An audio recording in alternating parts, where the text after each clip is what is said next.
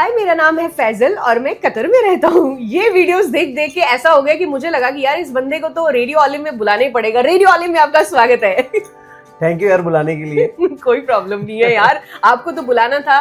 पूरा कतर जो है वो आपको देख रहा है। एंड जब मैंने आपके कुछ वीडियोस देखे ना, उसमें आपकी जर्नी के बारे में मैंने पढ़ा। सो आई एम लाइक यार, इंस्पायर करना बाकी लोगों को भी बहुत जरूरी है। सो शुरुआत कैसे हुई फैजल आपकी? शुरुआत जब मैं 2019 की बात है शायद, है ना, तब मेरे को किसी ने बताया कि भाई कतर चले जाओ, वहाँ पे ऐसे जॉब वगैरह लगेगी। तो मंथली अच्छा खासा बन जाएगा। तो मैंने बोला भाई क्या करना है, चलते हैं। फिर मैं आ गया यहाँ पे। उसके बाद लेकिन जो सोचा था वो हुआ नहीं। ठीक है, उन्होंने बताया कोई और पोजीशन, फिर मैं आया किसी और पोजीशन में, बट ठीक था। लेकिन ये था कि भाई करना है, अब यहाँ से वापस नहीं जाना। अब क्या होता है कि मन करा था नहीं चला जाता हूँ, लेकिन मैंने बोला वापस नहीं जाना, अब जो हो गया वो हो गया, अब यहाँ से शुरुआत करते। पर शुरुआत किस चीज से हुई? शुरुआत तो यार उन्होंने बोला तो कैशियर था, बट उन्होंने डाल दिया मेरे को जूस मेकर में, तो मैं अंदर जूस बनाता था। तो कितनी सैलरी थी आपकी? सैलरी वो देते थे मेरे को 1200, उसमें सब कुछ था मेरा। और अकोमोडेशन थी? हाँ, अकोमोडेशन कंपनी का था, खाना वगैरह मेरा था। तो 1200 रियाल में महीना कैसे निकलता था? यार उस टाइम में थोड़ा सा सस्ता भी था, बट हम लोग क्या करते थे, एक टाइम खाना बनाया, दोनों टाइम का हो गया। और उस टाइम बाहर जाना होता नहीं था, खाया, रात में आके सो गए, फिर सुबह उठे, फिर चले गए। छुट्टी वाले दिन सफाई कर ली, हो गया। अच्छा, फैमिली का क्या रिएक्शन था जब उनको भी ये बात पता लगी? और वो रात आपकी कैसे निकली जब आपको ये पता लगा था कि आप कैशियर नहीं है, आप एक जगह पे जॉब कर रहे हैं, जूस नहीं कर रहे हैं? वो रात कैसी थी? जो स्टार्टिंग के डेज थे ना, वो तो यानी बहुत मुश्किल होते, क्योंकि अपन दिल्ली वाले बंदे हैं। पूरे दिन खाना पीना, शाम को यहाँ घूमना, मोमोज खाने, ये चटकोरे हैं। पूरे दिन घुमा, रात में मस्त सो गए, सुबह उठ रहे तो पराठे हाथ में मिल रहे हैं। अब यहाँ पहुंचे, पहुंचने के बाद कोई किसी से कोई फालतू बात नहीं कर रहा है, सब फॉर्मल है, मस्त। मैं कह रहा हूँ भाई मैं दिल्ली का बंदा, मुझसे बात करो, बकवास करो मुझसे। मैं चुप नहीं रह सकता। मैं चुप नहीं रह सकता, डायरेक्ट जा रहा हूँ। तो वहाँ पे इतना प्रोफेशनलिज्म है कि आपको टाइम पे ही पंच करना है। फिर मैंने वो एक्सेप्ट कर लिया कि ठीक है बस अब ये करना है। मैंने फैमिली को बोला कि आप लोग चिल करो, मैं कर लूंगा, डोंट वरी। तो वहां से सही हो गया। तो ठीक है, उसके बाद लाइफ ने आपको एक और झटका दिया जब कोविड हिट किया। भाई वो तो अब देखो ना, मैं आया, मैंने जुगाड़ उगाड़ करके मैंने पैसे खर्च किए, टिकट विकेट ले लिया मैंने। ठीक है, अब उससे जब मैं निकल ही रहा था कि एक फेज आ जाएगी मैं जहाँ पे, तब मैं मिडिल क्लास कहला जाऊँ, पैसे सेविंग करने का टाइम आया, भाई मार्च ये कोविड आ गया। अब कोविड में अब हमारा मैनेजर आता है, बोलता है 16 मार्च को आके बोलता है कि 18 मार्च को आप लोग की टिकट है। अब मैंने सोचा कि चल घर जा रहे हैं तो सबके लिए लेके चलते हैं। भाई मैंने सारी शॉपिंग वॉपिंग कर ली, सारी दुनिया ही बंद हो गई, फ्लाइट्स ही बंद हो गई। आई रिमेम्बर यार, वो टाइम सबके लिए बहुत हार्ड था, बहुत मुश्किल। तो फिर वो कितना टाइम आपके, कैसा गैप था और क्या स्ट्रगल था उस टाइम? यार मार्च से जॉब चल रही थी आपकी? नहीं, जॉब नहीं थी। कितने महीने? तो पूरा शट डाउन था, रेस्टोरेंट का था, तो एमओपीएच ने सारा बंद कर रखा था वो सारा। ठीक है, तो सब कुछ बंद था। तो मई, जून, जुलाई में जाके फिर मेरी जॉब लगी। वही जॉब उन लोगों ने, कंपनी ने बोला कि भाई हमारे पास इतना बजट नहीं है, आपको 30% काट के देंगे सैलरी। मैंने भाई तू करवा ले, अभी जो करना है तू करवा ले। तो वो किया हम लोग ने। अच्छा, ठीक है, वो किया मैंने। फिर वहां से 1 साल किया। 1 साल के बाद जब सारी चीज नॉर्मल हुई, उसके बाद फिर उन लोगों ने सैलरी बढ़ाई वगैरह। फिर उन लोगों ने मेरे को सुपरवाइजर बनाया उधर का, क्योंकि फिर अरबिक सीख ली तुरंत। अरबिक कैसे सीखी? मैं यहाँ पे रहते, मैं इतने सालों में, मैं बहरीन में भी थी। मैं मतलब यहाँ पे होता है कि मलयालम ही सीख लो, मेरे को इंदा विशेषम और नल्ला विशेषम के अलावा कुछ आया नहीं है। तुमने अरबिक सीख ली यार, कैसे पॉसिबल? कितने टाइम में सीखी? यार अरबिक मेरे को कोविड के बाद ना, मैं एक रेस्टोरेंट में शिफ्ट हो गया था, सेम कंपनी का था। अच्छा। उसमें मेरा सारा स्टाफ अरबिक था।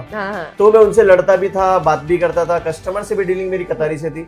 तो मेरे को डायरेक्ट 2 से 3 महीने में मेरे को अरबिक आ गई, तो वो फ्लुएंट अरबिक हो गई बात करने में वगैरह वगैरह। क्या बात है यार, ये और आपके लिए बोनस पॉइंट जो है वो हो गया। फिर उसके बाद आपने बहुत सारी जॉब्स की हैं, फिर आपने कहाँ पे स्विच किया? फिर उसके बाद मैं बेकरी गया।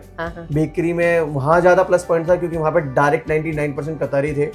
खाने के बारे में बहुत ज्यादा पता चलने लगा कि क्या क्या चीजें बन सकती है, डील करना आ गया, डायरेक्ट बात करने आ गया। फिर पोस्ट वगैरह पता चलने लगी किसका कितना आ रहा है। देन मेरे को ऑफर आया बिजनेस कंसल्टेंसी से कि आप बात करते हो, लोग आपको जानते हैं, आप हमारे पास आ जाओ, हम आपको ट्रेनिंग देते हैं। फिर वहाँ पे मैंने ज्यादा दिन काम नहीं किया, थोड़े दिन ही काम किया। बट वही है ना, फिर दोबारा प्रोफेशनलिज्म, आपको पीपीटी देनी है, आपको प्रेजेंटेशन देनी है। मैंने बोला भाई मैं बात कर लूंगा पर ये नहीं करूंगा। मैंने बोला कि भाई जब मैं वीडियोस इतना अच्छा कर रहा हूँ, मेरे को वीडियोस ही करना है, सारी चीज करनी है, तो फिर मैं प्रेजेंटेशन के लिए तो बना ही नहीं हूँ। बट वहां से पता चल गया कि गवर्नमेंट जो यहाँ की है बहुत अच्छी है, बिजनेस आप करने जाओगे बहुत सपोर्ट करेगी और सब कुछ बहुत ईजी है। यानी जो पेपर वर्क वगैरह होते हैं ना, लोग बहुत टेंशन में रहते हैं कि नहीं कैसे होगा, बट वो बहुत इजी है। तो मेरे को लगा कि जब इतना आसान है तो मैं क्यों नहीं कर सकता। बिल्कुल। देन आई स्टार्टेड वो छोटा से मोमो वाला। ये मोमो वाला का नाम कैसे जहन में आया और आपने यही क्यों सोचा कि यार मोमो का ही बिजनेस जो है वो करते हैं? मोमो की तो बड़ी लंबी चटपटी सी कहानी है, मैं बताता हूँ आपको। पीपल चौक पे हमारे दिल्ली में एक अंकल थे, वो उनका नाम था बॉस, वो खुद को बॉस बोलते थे, ठीक है। तो उनके पास से मैं जब 8-9 साल का भी था ना, डेली मोमोज मुझे खाने हैं। मैं अभी भी घर जाऊंगा ना, मैं उसके पास से खाऊंगा। तो वहां खाता था। फिर उसके बाद कॉलेज में डीयू में, वहां पे भी एक डोलमा आंटी थी कलमना नगर में, वहां से मोमोज का। जब मैं यहाँ आया ना कतर में, तो इन सब चीजों की ना क्रेविंग बहुत ज्यादा होने लगी।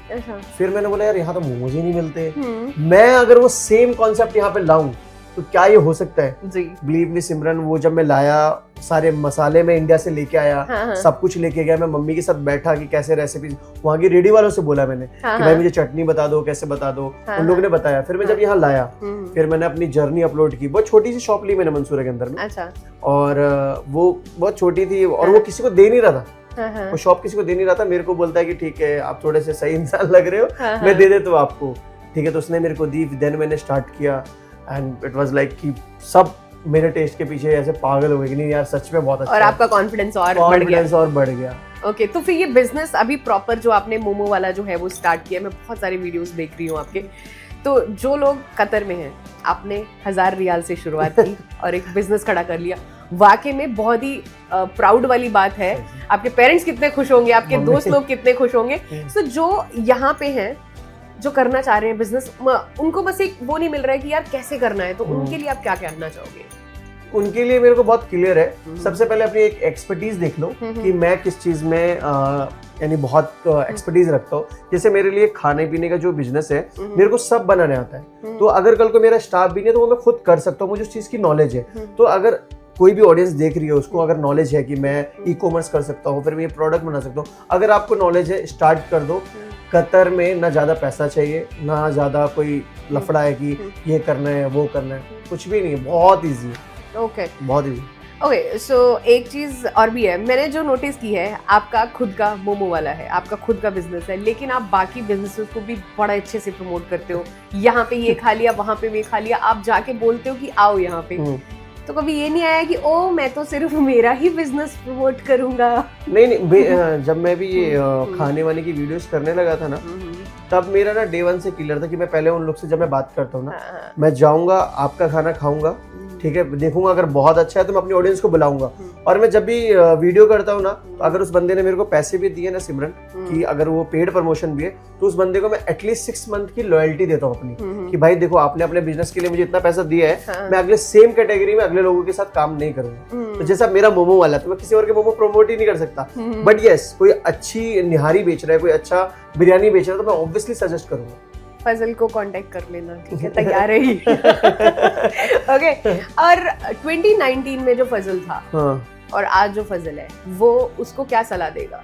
जो 2019 में आया था, एक डरा हुआ, सहमा, उसको नहीं पता था कि वो बिजनेस भी करने वाला है, उसको यहाँ पे आके एक झटका लगा था, तो उसको क्या कहना चाहोगे आप? उसको मैं उस टाइम में, अगर मैं अभी उसको मैं बताऊं तो उसको थोड़ा सा और कॉन्फिडेंस रहना चाहिए था, उसको थोड़े कम पैसे खर्च करने चाहिए थे और उसको थोड़ा सा और अपने स्किल्स पे काम करना चाहिए। अगर मैं अपने 2019 वाले वर्जन को बताऊं तो थोड़ा सा और स्किल्स, थोड़ी सी और चीजें, थोड़ा सा और कॉन्फिडेंस।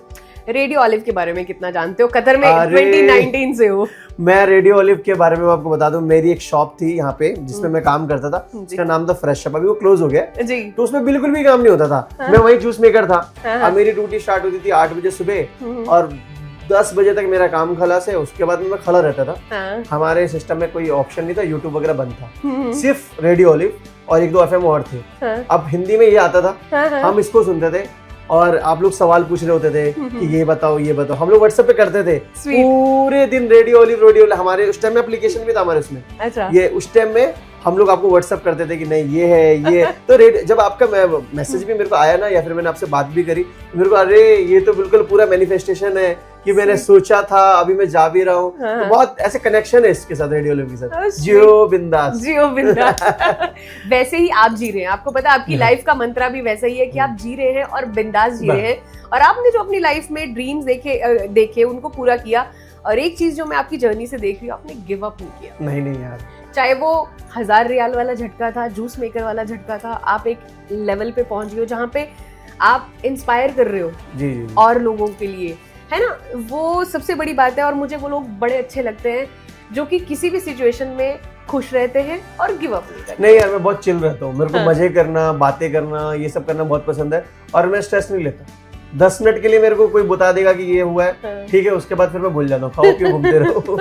ऐसा रहता है मेरा। ओके, सो मुझे ना, मैं ज्यादा स्पाइसी नहीं खाती हूँ, तुम्हारे वहाँ पे आने वाली है तो मेरे को कौन सा मोमो आप ट्राई करने के लिए बोलोगे? यार जो अफगानी मोमो है ना, पूरे कतर में वो फेमस है, सबको पसंद आता है। हमारा तंदूरी वाला थोड़ा सा स्पाइसी, वो दिल्ली वाला, लेकिन अफगानी आप लोग कभी आना और वो ट्राई करना, आपको प्यार हो जाएगा मोमो से। डन। तो मैं मोमोज से जो मेरा प्यार है वो बढ़ाने के लिए डेफिनेटली फजल तुम्हारे यहाँ पे आने वाली हूँ। बट आप लोग रेडियो ऑलिव पे इसी तरह से बने रहिए। अगर आप मुझे और फजल को देख रहे हैं, अगर आप भी, आपको लगता है कि यार आपकी भी स्टोरी कुछ इंटरेस्टिंग है, बढ़िया है, और आप यहाँ पे आ सकते हैं, फजल की जगह पे बैठ सकते हैं और अपनी स्टोरी शेयर कर सकते हैं और बाकी लोगों को इंस्पायर कर सकते हैं, तो डेफिनेटली रीच आउट करिए, डीएम करिए रेडियो ऑलिव को। And I wish you all the best यार। Thank you so much, thank you so much. चलो फिर एक बार बोलते हैं, सुनते रहिए रेडियो ऑलिव को और कहते रहिए जियो बिंदास।